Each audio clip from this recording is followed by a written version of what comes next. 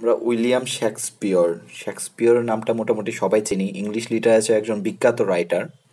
তো আজকে তার কিছু কমেডি ওয়ার্ক, বিখ্যাত মানে ইম্পর্টেন্ট যেগুলো কমেডি ওয়ার্কস, এগুলো আমরা আসলে মনে রাখার যে সহজ কৌশল সেটাই শিখব। আসলে তার কমেডি ওয়ার্কসের মধ্যে বিখ্যাত যেগুলো কমেডি ওয়ার্ক সেগুলোর মধ্যে আছে the merchant of the Venice, two gentleman of the Verona, Troilus and Cressida, 12 night, the taming of the shrew, a midsummer night's dream, the tempest, as you like it, all well that ends well, comedy of errors. তো এইগুলো আসলে প্রত্যেক নামগুলো আসলে মনে রাখা tough, but একটা যদি আমরা একটা গল্প বা ছড়া আকারে মনে রাখি তাহলে আমাদের জন্য খুবই সহজ হয়। আমি নিজেও প্রথমে ওইগুলো পড়ে জাস্ট মনে রাখতে পারতেছিলাম না, সেজন্য এই গল্পটা বানাইছি। জাস্ট সেটাই আপনাদের সাথে শেয়ার করব।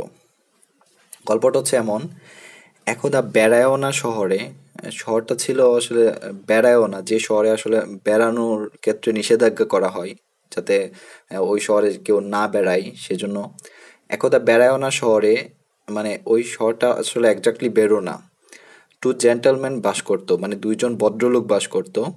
তো এইখানে আমরা দেখতে পারি দ্য টু জেন্টলম্যান অফ বেরোনা, এটা হচ্ছে শেক্সপিয়রের একটা কমেডি ওয়ার্ক। তো সেটাই এখানে আছে। একদা বেরোয়ানা শহরে টু জেন্টলম্যান বাস করতো, তাদের একজন ট্রয়লাস, তাদের একজন ছিল ট্রয়লাস, তাদের একজনের নাম ছিল ট্রয়লাস, যে ট্রয় নগরীতে গিয়ে লাস হয়ে যায়। আসলে ট্রয় নগরী থেকে সে ট্রয় নগরী ধ্বংস করতে গেছিল, বাট সে মারা যায় দুর্ভাগ্যবশত, লাস হয়ে যায়। এই ট্রয়লাস এবং ক্রেসিডা আমরা এইভাবে মনে রাখতে পারি। অন্যজন ছিল ক্রেসিডা, ক্রেস শব্দের অর্থ হচ্ছে শাক। আসলে সে ছোটবেলায় শাক সবজি নিয়ে খেলাধুলা করতো, তার নাম হয়েছে ক্রেসিডা। সে বড় হয়ে মার্চেন্ট অফ দ্য ভেনিস হয়, সে বড় হয়ে ভেনিসে একজন বিখ্যাত বণিক বা স্বনামধন্য বণিক হয়। আমরা এই মার্চেন্ট অফ দ্য ভেনিসও পাবো, শুরুতেই পাবো কমেডি ওয়ার্কসের মধ্যে মার্চেন্ট অফ দ্য ভেনিস। বণিক সাহেব নতুন বিয়ে করে এবং বউটা ছিল দরজাল। তো ওই বণিক সাহেব নতুন বিয়ে করছিল, বাট ওর বউটা ছিল দরজাল, তাই সে বিয়ের 12 নাইটে, আসলে বিয়ের দ্বাদশ নাইটে বন্ধু শেক্সপিয়রের সাথে এ ব্যাপারে কথা বলে। এই 12 নাইটও কিন্তু শেক্সপিয়রের একটা কমেডি ওয়ার্ক। দ্য 12 নাইটে তার বন্ধু শেক্সপিয়রের সাথে এ ব্যাপারে কথা বলে। শেক্সপিয়র তাকে দ্য টেমিং অফ দ্য শ্রু বইটি পড়তে বলে। দ্য টেম মানে হচ্ছে বসে আনা, আর শ্রু মানে হচ্ছে দজ্জাল টাইপের মহিলা বা ভয়ঙ্কর মহিলা, ওই টাইপের মহিলাদের বসে আনার জন্য তাকে একটা বই গিফট করে। তখন সময়টা ছিল সামার, আসলে তখন গ্রীষ্মকাল ছিল, এবং বণিক সাহেব ওই বইটি পড়তে পড়তে ঘুমিয়ে পড়ে। আর সেও আসলে ওই বইটা, যে বইটা শেক্সপিয়র তাকে দিয়েছে, ওই বইটা পড়ে পড়ে সে ঘুমিয়ে পড়ে এবং সামার নাইটস ড্রিমে দেখে, এবং ওই রাতে যে স্বপ্ন দেখে, ওই স্বপ্নের মধ্যে সে দেখে যে একটা টেম্পেস্ট মানে হচ্ছে প্রচণ্ড ঝড় এসে তার বউকে উড়িয়ে নিয়ে গেছে, মানে তার কাছ থেকে একেবারে বউকে উড়ায় নিয়ে গেছে। সে তখন নিজেকে বোঝাচ্ছিল যে অ্যাজ ইউ লাইক ইট, যেহেতু তুমি এটাকে পছন্দ করো তো তা সত্যিই হইতে পারে, তা হতেই পারে। এবং মনে মনে বলতেছিল যে all well that ends oil, এবং মনে মনে বলতেছিল যে আসলে শেষ ভালো যার সব ভালো তার, আসলে শেষটা যদি ভালো হয়, সত্যি সত্যি যদি সে দেখতে পারতো যে তার বউকে উড়ায় নিয়ে গেছে, তার জন্য খুবই ভালো হইতো।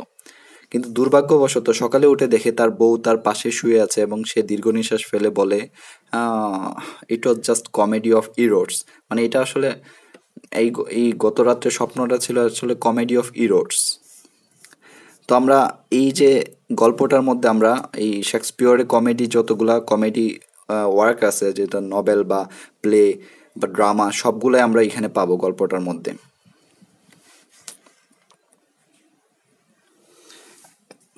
এখন আমরা দেখবো শেক্সপিয়রের কমেডি ওয়ার্কগুলোকে। আসলে উইলিয়াম শেক্সপিয়রের বানানটা আমরা যদি লক্ষ্য করি, উইলিয়াম শেক শব্দের অর্থ হচ্ছে ঝাঁকি দেয়া, শেক্স, আর পেয়ার শব্দের অর্থ হচ্ছে নাসপাতি। উইলিয়াম শেক্সপিয়র যদি পুরোটা আমরা একবারে ব্যাখ্যা করি তাহলে দাঁড়ায় কি উইলিয়াম জাকি নাসপাতি। এটা ছিল একটা আসলে জাস্ট ফান মনে রাখার জন্য। উইলিয়াম শেক্সপিয়রের নামটা আসলে সবাই জানি, তারপরও মনে রাখার জন্য এটা সহজ। তো আমরা ট্র্যাজেডি ওয়ার্কগুলোর মধ্যে আমরা যেগুলো পাবো সেগুলো হচ্ছে Julius Caesar, King Lear, Timon of Athens, Titus Andronicus, Antony and Cleopatra, Romeo and Juliet, Othello, Hamlet, Macbeth. আসলে প্রত্যেকটা নামই হচ্ছে মনে রাখা কঠিন, সেই জন্য একটা গল্প যদি গল্প আকারে মনে রাখা যায় সেটা সহজ হবে। আমিও আসলে এইগুলো ভুলে যাওয়ার জন্যই গল্পটা বানাইছি। তো মনে রাখার জন্য ব্যাপারটা হয়েছে, প্রথমে শুরু হয়েছে হচ্ছে জুলিয়াস সিজার দিয়ে। জুলিয়াস সিজার নামে একজন অ্যাথেন্সের একজন কিং ছিলেন, জুলিয়াস সিজার, যিনি অনেক মিথ্যাবাদী ছিলেন, আসলে লায়ার ছিলেন অনেক। এই কিং লেয়ারটা আসলে মানে লায়ার তো আসলে এই লেয়ার থেকে আসলে লায়ার লায়ার হিসেবে মনে রাখা যায়, যিনি অনেক মিথ্যাবাদী ছিলেন, মানে কিং কিং লায়ার, মানে ওই রাজাটা ছিলেন অনেক মিথ্যাবাদী। লেয়ার থেকে লায়ার, জাস্ট ওইটুকু মনে রাখলেই হবে। এবং মিথ্যা কথা বলে 100টি মেয়ের মন ভাঙেন। আসলে তার একটা ট্র্যাজেডি ওয়ার্ক আছে হচ্ছে টাইমন অফ অ্যাথেন্স। ওই টাইমন অফ অ্যাথেন্সের টিটা মনে রাখার জন্য আমরা 100টি মেয়ের মন ভাঙেন ওই টাইপের কিছু দিয়ে মনে রাখতে পারি আসলে। তাই তাকে টাইমন অফ অ্যাথেন্স বলা হয়, যেহেতু 100টি মেয়ের মন ভাঙছে তাই সেজন্য তাকে টাইমন অফ অ্যাথেন্স বলা হতো। জুলিয়াসের দুইজন ভাই ছিল, তাদের একত্রে তিথাস অ্যান্ড রনিকাস বলা ডাকা হতো। আসলে তার অরিজিনাল এই নামটা ছিল হচ্ছে তিতাস অ্যান্ড্রোনিকাস। তো এটা মনে রাখার জন্য এটা টাইটাস অ্যান্ড অ্যান্ড্রোনিকাস, এই এই টাইটাসকে আমরা তিতাস বলবো এবং অ্যান্ডকে আলাদা করে রনিকাসটা আলাদাভাবে বলবো যেন বোঝা যায়। জুলিয়াসের দুইজন ভাই ছিল, জুলিয়াস, তিতাস এবং রনিকাস, তিনটাই কিন্তু পাশাপাশি এবং সহজে মনে রাখা যাবে। তার আমলে একজন অ্যান্টনি, মানে একজন টনি, অ্যান মানে হচ্ছে একজন, টনি মানে হচ্ছে টনি, একজন যার নাম একজন টনি ক্লেওপ্যাট্রা নামের একজন মেয়ের সাথে প্রেম করত। ক্লেওপ্যাট্রা নাম ছিল মেয়েটার, যার পেট ছিল অস্বাভাবিক বড়। আসলে ক্লেওপ্যাট্রা নামটা মনে রাখার জন্যই প্যাট শব্দটা ব্যবহার করা আর কি। আরেকজন ছিল রোমিও, সে জুলিয়েটের সাথে প্রেম করতো। রোমিও নামটা তো একেবারে কমন, সেটা মনে রাখা যাবে। এই কথা শুনে রাজা তার সেনাপতি অথেলো, যে রাজাকে সারাক্ষণ তেল মারতো, অথেলো শব্দটার সাথে কিন্তু তেলের একটা কানেকশন থাকে। তো অথেলো যে রাজাকে সারাক্ষণ তেল মারতো তাকে পাঠায় ওদের ধরে আনার জন্য। যেহেতু রাজা আসলে ওই সব প্রেম টেমে বিশ্বাসী না, সে সাথে সব মিথ্যা কথা বলছিল সবার সাথেই, সে আসলে অথেলোকে পাঠায় তাদেরকে ধরে আনার জন্য। সেনাপতি অথেলো তাদের ধরে এনে রাজার সামনে হাজির করে। রাজা ম্যাক কোম্পানি থেকে ব্যাট কিনে আনে। আসলে রাজা ওই যে ব্যাটটা কিনে আনে সেটা হচ্ছে ম্যাক কোম্পানি থেকে, অ্যাপোলোর ম্যাক ব্র্যান্ডের থেকে ব্যাটটা কিনে আনে, কারণ সে যেহেতু রাজা তার অনেক টাকা পয়সা আছে। আর ওই ট্র্যাজেডি ওয়ার্কের মধ্যে একটা বিখ্যাত হচ্ছে ম্যাকবেথ। কিনে এনে হ্যামলেট পড়ে তাদের পিটুনি দেয়। আসলে হ্যামলেট হচ্ছে ট্র্যাজেডি ওয়ার্কের মধ্যে শেক্সপিয়রের একটা বিখ্যাত ট্র্যাজেডি হ্যামলেট। হ্যামলেট পড়ে তাদের পিটুনি দেয়। আর এই পিটুনি বা অত্যাচার দেওয়াটা ছিল এক ধরনের ট্র্যাজেডি।